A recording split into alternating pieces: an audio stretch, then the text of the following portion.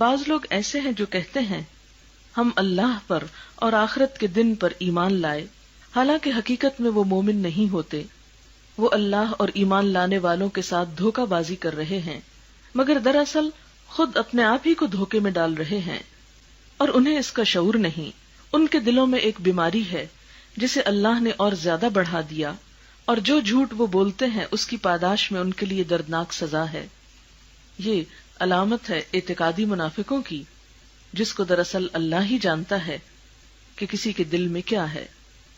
اس کے برعکس عملی منافقت کی مثال نبی صلی اللہ علیہ وسلم کی ایک حدیث سے ہمیں پتہ چلتی ہے۔ آپ صلی اللہ علیہ وسلم نے فرمایا، بخاری کی روایت ہے، آیت المنافق ثلاث، اذا حدث کذب واذا وعد اخلف واذا اؤتمن خان۔ منافق کی 3 نشانیاں ہیں۔ نمبر 1، جب بات کرے تو جھوٹ بولے، نمبر 2، جب وعدہ کرے تو خلاف ورزی کرے، اور نمبر 3، جب امانتی بنایا جائے یعنی اس کے پاس امانت رکھی جائے تو اس میں خیانت کر جائے۔ اور چوتھی علامت ایک اور حدیث سے پتہ چلتی ہے کہ جب جھگڑا کرے تو گالی گلوچ کرے، یعنی گندی زبان استعمال کرے، بیڈ لینگویج یوز کرے۔ اب آپ دیکھیے کہ ان میں سے ایک ایک نشانی کو دیکھتے ہیں۔ نمبر 1، جھوٹ بولنا۔ نبی صلی اللہ علیہ وسلم نے فرمایا کہ ایمان اور جھوٹ ایک دل میں جمع نہیں ہو سکتے۔ جھوٹ آتا ہے تو ایمان نکل جاتا ہے، اور ایمان جہاں ہو وہ جھوٹ نہیں آتا، وہاں وہ شخص جھوٹا نہیں ہو سکتا۔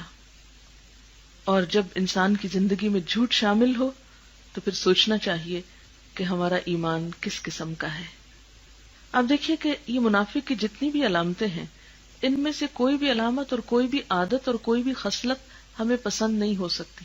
مثلا جھوٹ بولنا اپنے لیے تو بسا اوقات ہم جائز سمجھتے ہیں، کیا کریں مجبوری ہے، لیکن کبھی یہ نہیں چاہیں گے کہ کوئی شخص ہمارے ساتھ جھوٹ بولے۔ وعدہ خلافی خود کر جائیں گے تو اپنے لیے کئی ایک جواز رکھتے ہیں، کئی ایک تعویلیں کریں گے کہ یہ مجبوری ہوگی تھی، کئی ایک بہانے اس پر مزید جھوٹ بھی بول کر دوسرے کو مطمئن کر دیں گے۔ لیکن اگر کوئی ہمارے ساتھ وعدہ خلافی کرے تو ہم سوچ سکتے ہیں کہ ہماری حالت کیا ہو سکتی ہے۔ مثلا اگر کوئی وعدہ کرے کہ میں آ رہا ہوں اور پھر نہیں آئے، اگر کوئی وعدہ کرے کہ میں یہ چیز لا رہا ہوں اور نہیں لائے اور آپ انتظار ہی کرتے رہ جائیں تو آپ کی کیفیت کیا ہوگی؟ آپ کبھی بھی ایسے شخص کو پسند نہیں کریں گے کہ جس کے اندر یہ عادت ہوگی۔ اسی لیے منافقت کی جو علامت بتائی گی اور ہمیں جو یہ کہا گیا کہ یہ چیزیں اور یہ عادتیں اپنے اندر سے دور کر لیں، تو یہ اسی وجہ سے کہ اس سے اللہ تعالیٰ کا کچھ نقصان نہیں، نقصان دراصل ہمارا اپنا ہوتا ہے۔ ایسی عادات انسانوں کے لیے پریشانی کا سبب بنتی ہیں۔ پھر اسی طرح جب اس کے پاس کوئی امانت رکھی جائے تو وہ اس میں خیانت کرے۔ اب آپ دیکھیں کہ امانت صرف مالی کی نہیں ہوتی، باتیں بھی امانت ہوتی ہیں۔ بعض اوقات کوئی شخص یہ کہتا ہے کہ میں بات اپنی آپ سے ڈسکس کرنا چاہتا ہوں، بس یہ کہ آپ آگے نہیں کسی کو بتائیں، یا یہ کہ کسی کے پاس کوئی مال یعنی پیسے یا کسی چیز کی شکل میں بھی کوئی امانت رکھوا سکتا ہے، تو اس صورت میں بھی یہ دیکھنا چاہیے کہ ہم اس امانت کا کیا کرتے ہیں۔ بعض لوگ اس کی پرواہ نہیں کرتے، اس چیز کو گم کر دیتے ہیں، اس چیز کو ضائع کر دیتے ہیں، وعدہ کر کے بات کو بھلا دیتے ہیں، یا یہ کہ اس کو جس چیز سے منع کیا گیا تھا کہ دوسرے کو نہ بتایا جائے وہ اس کو کھلے عام بتا دیتے ہیں، تو یہ چیز بھی منافقت کی علامت میں شامل ہو جاتی ہے۔ قرآن پاک میں اللہ تعالیٰ فرماتے ہیں واللہ یشہد ان المنافقین لکاذبون، اللہ گواہی دیتا ہے کہ یہ منافق قطعی جھوٹے ہیں۔ پھر اسی طرح ہم دیکھتے ہیں کہ قرآن کریم میں جہاں منافقت کا ذکر ہوا ہے، ساتھ ہی وہاں پر اللہ کو بہت کم یاد کرنے کا ذکر آیا ہے، کہ منافق جہاں جھوٹ بولتے ہیں وہاں ان کی ایک اور بہت اہم علامت یہ ہے کہ وہ اللہ کا ذکر نہیں کرتے، اللہ کو یاد نہیں کرتے۔ مثلا سورۃ النساء میں آتا ہے وَلَا يَذْكُرُونَ اللَّهَ إِلَّا قَلِيلًا، وہ اللہ کو بہت تھوڑا یاد کرتے ہیں۔ ایک اور جگہ پر آتا ہے یا ایھا الذین آمنوا، اے لوگو جو ایمان لائے ہو، لا تلہکم اموالکم ولا اولادکم عن ذکر اللہ، اے لوگو جو ایمان لائے ہو، تمہارے مال اور اولادیں تمہیں اللہ کی یاد سے غافل نہ کریں۔ تو گویا منافقت کے علاج کے لیے کیا ضروری ہے؟ کثرت سے ذکر الہی۔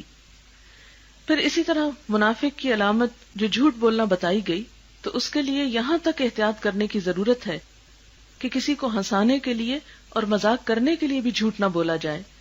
نبی صلی اللہ علیہ وسلم نے فرمایا، اس آدمی کے لیے تباہی ہے جو باتوں باتوں میں اس لیے جھوٹ بولتا ہے کہ لوگوں کو ہنسائے، اس کے لیے ہلاکت ہے، اس کے لیے ہلاکت ہے۔ یعنی انسان دوسروں کو خوش کرنے کے لیے اپنی ہلاکت مول نہ لے۔ اچھا، اس سے کیوں منع کیا گیا؟ حالانکہ آپ سوچتے ہوں گے کہ کسی کا دل خوش کرنا بھی تو بہت بڑی نیکی ہے۔ ہاں، بہت بڑی نیکی ہے اور اس کے کئی ایک طریقے ہو سکتے ہیں، لیکن جھوٹ بولنے کا طریقہ استعمال نہیں کیا جا سکتا۔ کیوں؟ آپ کو وہ چرواہے کی کہانی بچپن سے پڑھائی گئی ہوگی اور آپ سب نے سن رکھی ہوگی کہ جس میں ایک چرواہا بکریوں کو چراتا ہے اور روز شور مچاتا ہے، شیر آیا شیر آیا، اور گاؤں والے دوڑتے ہیں اس کی مدد کے لیے، وہ ہنسنے لگتا ہے کہ نہیں میں تو مذاق کر رہا تھا، اور ایک دن حقیقت میں شیر آ گیا اور اس نے شور مچایا تو کوئی اس کے پاس نہیں پہنچا اور بالآخر اس کی موت آ گئی، یعنی شیر نے اس کو ہڑپ کر لیا۔ اب آپ دیکھیں کہ چھوٹی سی کہانی، اگرچہ یہ منافقت کی علامت کے طور پر تو نہیں پڑھائی جاتی ہمیں، لیکن ایک مشہور کہانی ہے۔ اس چھوٹی سی کہانی سے سبق یہی ملتا ہے کہ جھوٹ چاہے مذاق میں ہی کیوں نہ ہو، انسان کے اپنے ہی لیے نقصان دہ ہو سکتا ہے۔ پھر اسی طرح لڑائی جھگڑے میں گالی گلوچ کرنا، یہ بھی منافقت کی علامت ہے۔ نبی صلی اللہ علیہ وسلم نے فرمایا کہ جب منافق جھگڑا کرتا ہے تو گالی دیتا ہے۔ گالی دینا جو ہے یہ انسان کے اپنی عزت اور وقار کے بھی خلاف ہے، انسان کی شخصیت کو نمایاں کرتا ہے، کیونکہ کوئی بھی شخص جس کی زبان پر اللہ کا ذکر ہو وہ یہ پسند نہیں کرتا کہ اس کی زبان گندے الفاظ بولے، کیونکہ زبان سے جو کچھ نکلتا ہے وہ اس کے اندر کی عکاسی کرتا ہے۔ ہم کسی کو اپنا دل کھول کر نہیں دکھا سکتے، لیکن جو بھی ہم بات کرتے ہیں وہ دراصل ہمارے اندر کا آئینہ ہوتی ہے کہ ہم اندر سے کیا ہیں، ہمارا دل کیسا ہے۔ آپ نے دیکھا ہوگا کہ جو لوگ مہربان ہوتے ہیں، دل سے کسی سے محبت کرتے ہیں، ان کی زبان سے بھی ویسی ہی بے اختیار اور بے ساختہ باتیں نکل رہی ہوتی ہیں، ان کو بناوٹ کرنے کی ضرورت نہیں رہتی۔ لیکن منافق کو دھوکہ دینے کے لیے، جھوٹ بولنے کے لیے ایک اپنے اوپر خول چڑھانا پڑتا ہے۔ وہ عام حالات میں تو جیسا ہوتا ہے، لیکن جو ہی کوئی اس کے ساتھ ناروا سلوک کرے اس وقت اس کی اصلیت کھل کر سامنے آ جاتی ہے اور وہ فوراً ہی گالی گلوچ پر اتر آتا ہے۔ لیکن جس کے دل میں ایمان ہو وہ جھگڑے کے موقع پر بھی اپنے آپ کو سنبھال کر رکھتا ہے، وہ زیادتی نہیں کرتا، وہ بری زبان استعمال نہیں کر سکتا۔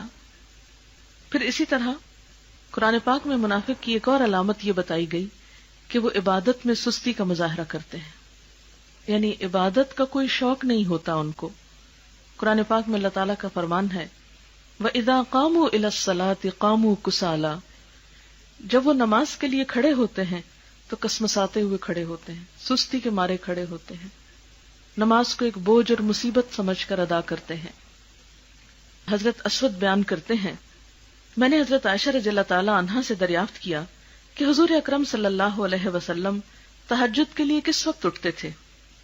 حضرت عائشہ فرماتی ہیں کہ جب مرغ اذان دیتا تو آپ بیدار ہو جاتے، پھر فرماتی ہیں کہ آپ اچھل کر اٹھتے، یعنی سستی کے مارے نہیں اٹھتے تھے، نماز کا جب وقت ہوتا تو ایک دم اٹھ جایا کرتے تھے۔ اور یہاں پر یہ نہیں کہا گیا کہ آپ تہجد کے لیے اٹھ کر جاتے، بلکہ یہ بتایا گیا کہ تہجد کے لیے ایک دم اچھل کر اٹھتے تھے، یعنی جو ہی ان کے کان میں اذان کی آواز آتی تو فوری طور پر اپنا بستر چھوڑ دیتے تھے۔ اب ہم اپنے آپ کو دیکھ سکتے ہیں کہ فجر کی اذان ہوتی ہے تو ہمارا حال کیا ہوتا ہے۔ اول تو یہ کہ اذان کی آواز ہی کم سنائی دیتی ہے، اور اگر الارم لگا دیں اذان کی بجائے تو بھی ہم اس کو بند کر کے پہلو بدل کے پھر سو جاتے ہیں اور کم ہی اٹھنا گوارا کرتے ہیں۔ کبھی کبھار تم فجر کی نماز قضا ہو سکتی ہے، لیکن ایک عادت اور روٹین کے طور پر ایک سچے مومن کی قضا نہیں ہو سکتی۔ اب دیکھیں کہ جس شخص کو اللہ تعالیٰ سے محبت ہو، پھر یہ کیسے ہو سکتا ہے کہ وہ اس کی عبادت کے لیے شوق سے نہ آئے، کیونکہ نماز تو اللہ تعالیٰ کی ملاقات کا نام ہے، اور دوست جس سے محبت ہوتی، کیونکہ ہم سب اللہ کی محبت کے دعوے کرتے ہیں، جس سے محبت ہوتی ہے اس سے ملاقات کے لیے ہم کتنے شوق سے اٹھتے ہیں۔ اب اس کا تجربہ آپ یوں کر سکتے ہیں کہ آپ گھر میں بیٹھے ہوئے ہیں، اچانک آپ کے کسی عزیز دوست کا فون آتا ہے تو آپ کیا کرتے ہیں؟ بیٹھے رہ جاتے؟ نہیں، ایک دم اچھل کے اٹھتے ہیں۔ اگر پتہ چلتا ہے کہ کوئی باہر دروازے پہ آ گیا تو آپ سب کام چھوڑتے اور بھاگتے ہیں کہ کون آیا.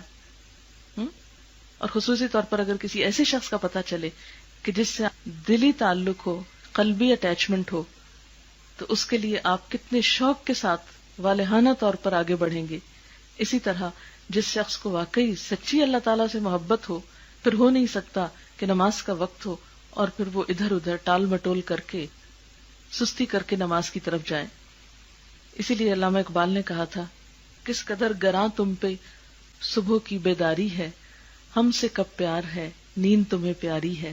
یعنی اگر اللہ تعالیٰ سے پیار ہو تو پھر تم سو نہیں سکتے، کیونکہ محبت کرنے والے نیند جیسی چیز آسانی سے قربان کر سکتے ہیں.